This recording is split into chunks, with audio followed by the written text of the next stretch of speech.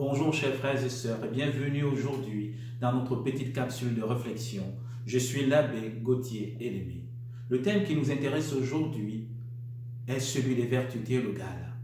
Qu'est-ce que sont les vertus théologales et comment ces vertus théologales nous aident dans notre vie de fils et filles de Dieu?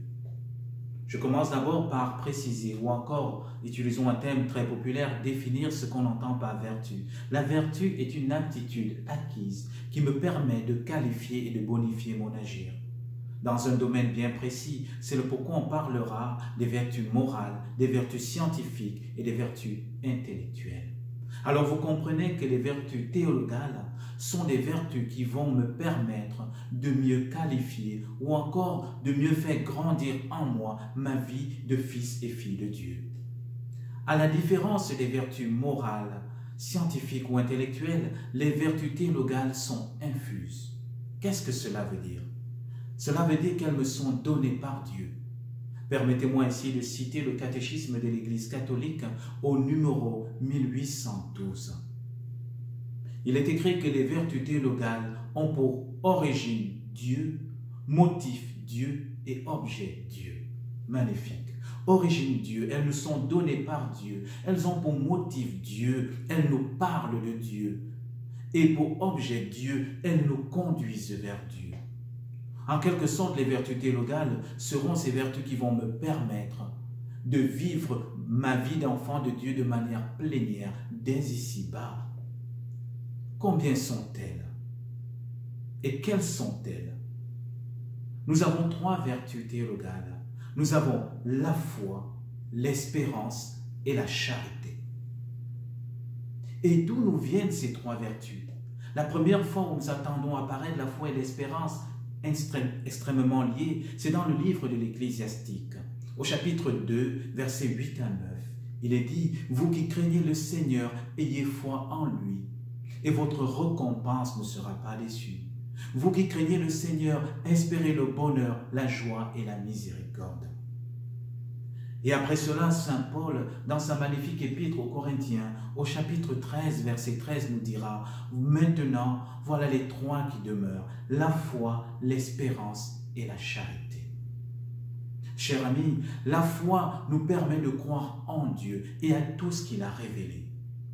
L'espérance nous permet de désirer de manière ardente le royaume des cieux et la vie éternelle. Comme le disait le Père Jean Thomas sur sa capsule sur l'espérance, que je vous invite d'aller regarder, l'espérance est la vertu du chemin. Elle nous permet de dépasser les limites et les combats. Sans espérance, nous serons découragés, abattus et désorientés. Et l'amour maintenant, la charité nous permet d'aimer Dieu par-dessus tout et notre prochain comme Dieu l'aime. Frères et sœurs, j'aimerais dire que les trois vertus théologales sont comme trois escaliers que Dieu nous donne, ou bien encore trois cordes pour nous hisser vers le haut, pour nous tirer vers Dieu, pour nous faire vivre dès ici-bas de la vie de Dieu. Et comment cela nous éclaire? Comment ces vertus nous aident-elles? Encore là, le catéchisme de l'Église a une réponse magnifique, au numéro 1813. Les vertus théologales animent et caractérisent les vertus morales. Elles vivifient les vertus morales. Extraordinaire. Ça veut dire que quoi? Notre vie d'enfant de Dieu vient s'enraciner dans notre vie humaine pour l'élever vers Dieu. Comme chrétien, je ne peux plus vivre de la tempérance, de la force de la même manière, de la prudence de la même manière. Ma foi vient tout éclairer. Et c'est ça qui est très beau, frères et sœurs. Avec ma foi, je regarde le monde d'une nouvelle manière. Je regarde la réalité d'une nouvelle manière. Je comprends qu'au-delà de la contradiction apparente, Dieu est victorieux. Parce qu'il me l'a dit, je suis avec vous tous les jours jusqu'à la fin des temps. Avec mon espérance, je comprends que le mal n'a pas le dernier mot. L'espérance vient donner comme un souffle d'oxygène à la force, à la vertu de force, pour que je dépasse les limites. Mais pas simplement pour un but humain, mais pour la vie éternelle. Alors celui qui vit de la foi, celui qui vit de la vertu d'espérance, ne pourra plus combattre de la même manière. Nos combats seront en vue du royaume des cieux. Et la charité, frères La charité est extraordinaire parce qu'elle vient me permettre de passer de la bienveillance à l'amour de Dieu. Comme chrétien, je ne peux plus aimer comme le monde aime. Je ne peux plus aimer les autres simplement à ma petite limite humaine.